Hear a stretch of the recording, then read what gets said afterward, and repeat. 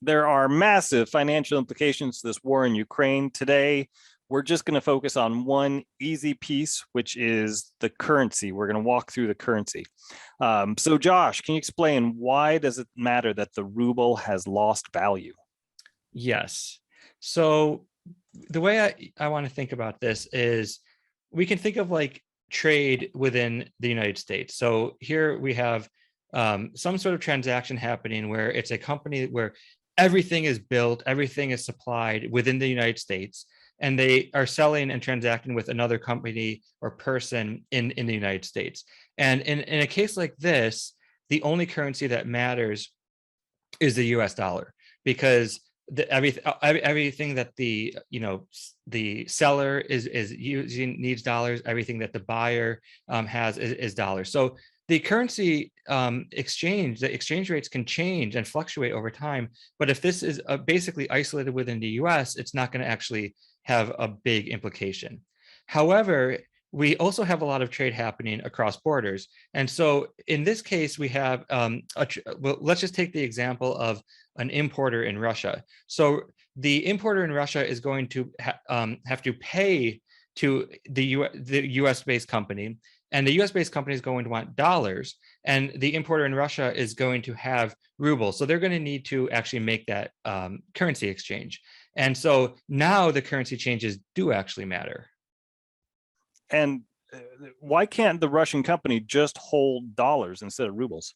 Right. So one of the things that we have to think about is also the second transaction that's occurring. So basically, you can kind of think about this as in the middle, there's some sort of cross-border transaction. And in this case, we have rubles and dollars being exchanged. But there's also going to be whatever, let's say the Russian importer does with whatever it is they're importing. We can think of car parts, for example. They then are going to be selling those off within Russia. And so they need, when they make those transactions, they're going to be getting paid in rubles. And similar for the US based company. So the US based company is going to want dollars because everything that they do in the US side is in dollar denominated. So you sort of have this there's this sort of the first transaction occurring where we have the exchange rate, the exchange of currency happening, but then we also have all these secondary transactions happening that are within the country of the import export situation.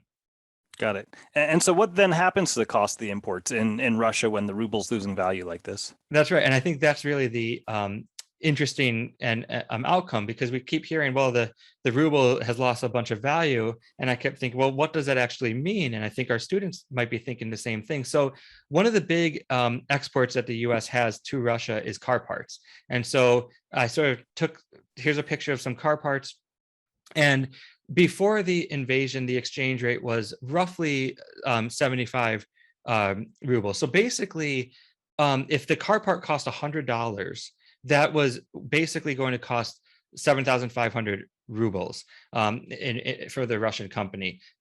But now there's been this huge devaluation of the currency, and all of a sudden, the cost of the car part has not changed in US dollars. It's still 100 US dollars, but it now costs about 11,500 Russian rubles. So within Russia, the car part has all of a sudden increased by like 54%. This is a huge increase. It's astronomical. If you think about, the cost of something that you want to buy tomorrow, if that just went up by 50%, that would be incredible increase, and that's basically what's happening in Russia because of the devaluation of their currency. Right. And of course, our car parts probably aren't even making it there anymore, but the same with their oil, right? Their oil, suddenly they can sell for a whole lot less money. That's right. That's right. So some of this is a little bit sort of, we have to, imagine how it happened, but it is really a fascinating outcome of this sort of the financial warfare that's happening in this crisis. It's a good look at Forex in 5 slides.